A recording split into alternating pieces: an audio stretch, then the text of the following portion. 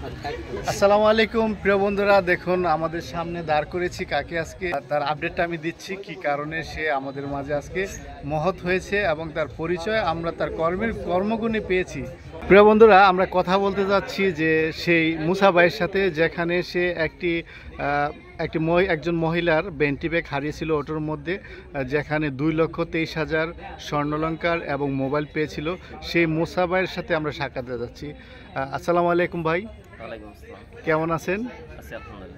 আচ্ছা, আমরা জানতে চাচ্ছি যে আসলে আমরা যারা আমাদের দর্শক বা বন্ধু বান্ধব আছে সবাই জানতে চাচ্ছে যে কিভাবে আপনি টাকাটা পেয়েছিলেন বা ব্যাগটি পেয়েছিলেন। আসলে আমরা ঈদের পরবর্তী দিনে মোচাকান্দি স্কুলের সামনে আড্ডা দিচ্ছিলাম। সিনিয়র ভাই ছিল, ফ্রেন্ডরা ছিল, তো আড্ডার এক ফাঁকে উঠতেছিলাম। তো আমি একটু কথা বলার জন্য সাইডে গেলাম। তো এখানে একটা দাঁড়ানো অটো ছিল, তারপর দেখলাম অটো পিছনে খালি, কিন্তু আসলে মানুষ নাই, একটি ব্যাগ আছে, ব্যাগটি পরে আছে এটা দেখে আমি উৎসাহে আমি ব্যাগটা ধরলাম, ধরে ভাবলাম যে হয়তো যে মালিক নাই বা কেউ নাই, যেহেতু মনে হয় খালি পড়ে আছে।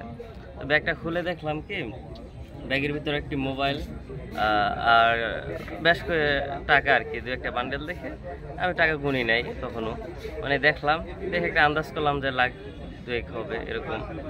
তারপর বিষয়টা ভেবে আমাদের সামনে যারা দাঁড়িয়েছিল, কালন ভাই, তারপর ওই কালন ভাই ছিল, তারপর মাহফুজ ছিল, আর বেশ, যাই হোক, আপনি ব্যাগটি পাওয়ার পরে কি সিদ্ধান্ত নিলেন? তারপর ওনাদের বললাম আমি তো একটা ব্যাগ পাইলাম। তো ওনারা বললো যে ব্যাগ কোথা থেকে? আমি বললাম অটো থেকে। বললো অটো থেকে পাইলে অটোতে দিয়ে দে, যার কাছে আছে ওর কাছে দিয়ে দিবে। তারপর আমি বললাম যে কিছু টাকা আছে, বেশ কিছু টাকা আছে। তো কালন ভাই দেখলো টাকাগুলো, দেখে বললো ব্যাগটা তোর কাছেই রাখ, তুই পৌঁছে দিস, আর কারো হাতে দিস না। তারপর আমি হাতে রেখে নিজ দায়িত্বে মাহফুজ আর আমি চলে গেলাম মরিচা ঘাটে। তো ওইখানে গিয়ে মোবাইলটা খোলা রেখে ওয়েট করতেছিলাম যে হয়তো ফোন দিবে বা হয়তো খুঁজলে মহিলারা দেখলে আমরা বুঝতে পারবো। আমরা বেশ কয়েক 2-1জনকে জিজ্ঞাসা করছিলাম যে আপনাদের মোবাইলটা কি। তখন সময় কয়টা বাজে? সময় ধরেন 1টার দিক, দুপুরটা 1টার দিক। তো তারপর ওইখান থেকে আপনার ঘন্টাখানের মতো বসেছিলাম আমি, মাহফুজ যে ফোন দেবে, কিন্তু তারপর খেয়াল করলাম আসলে মোবাইলে কোনো সিম কার্ডই নেই।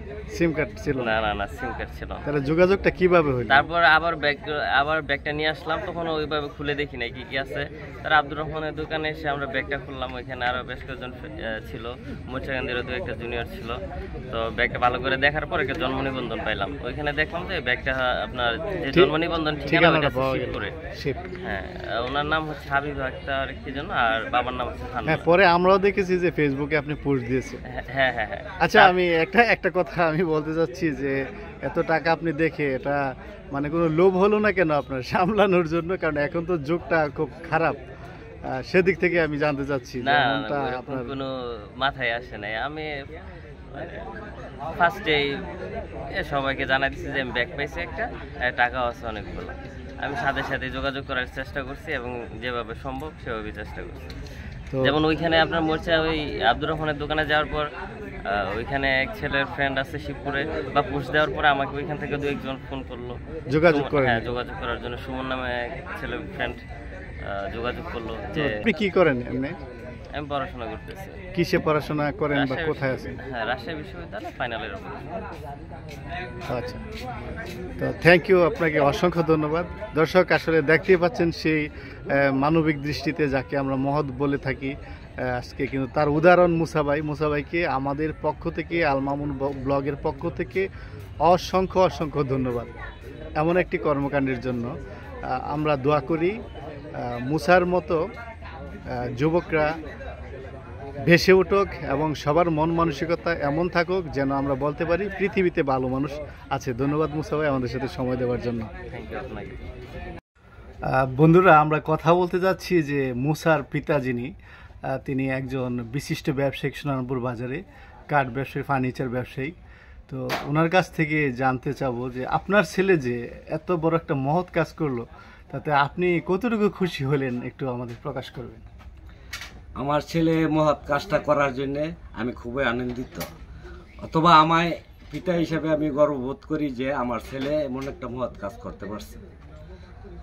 আমিও চাই প্রত্যেক সন্তানরা যে এই সবগুলি এমন ধরনের সত্যর পথে চলে অথবা এমন মহৎ কাজ করতে পারে। ধন্যবাদ। আসলে একজন পিতা হিসেবে কিন্তু তিনি গর্ববোধ করছেন যে সত্যিই যেন ঠিক না, যে আসলে আপনি তার পেছনে কিন্তু অনেক সময় দেন। প্রত্যেকটা পিতাই চায় একটা ছেলে ভালো হোক, সে দিক থেকে কিন্তু আপনি আজকে খুশি। জি, আমার ছেলের পিছনে আমি যে শ্রমটা দিতে পারছি, আর আমার ছেলেটা যে এরকম আদর্শমান মানুষ হিসাবে আমি গড়াইতে পারতাছি, এর জন্য আমি অনেক গর্বিত অথবা আনন্দিত। এটাই আপনার বড় পাওয়া। এটাই আমার বড় পাওয়া। আল্লাহর কাছে হাজার শুকরিয়া। এখন আল্লাহর কাছে আমি হাজার হাজার শুকরিয়া আদায় করি যে আমার ছেলের মতো যে প্রত্যেক মানুষ এমন করে, প্রত্যেক ছেলেমেয়েরা এমন করে, এমনভাবে চলতে পারে, তাই আমি আশা করি।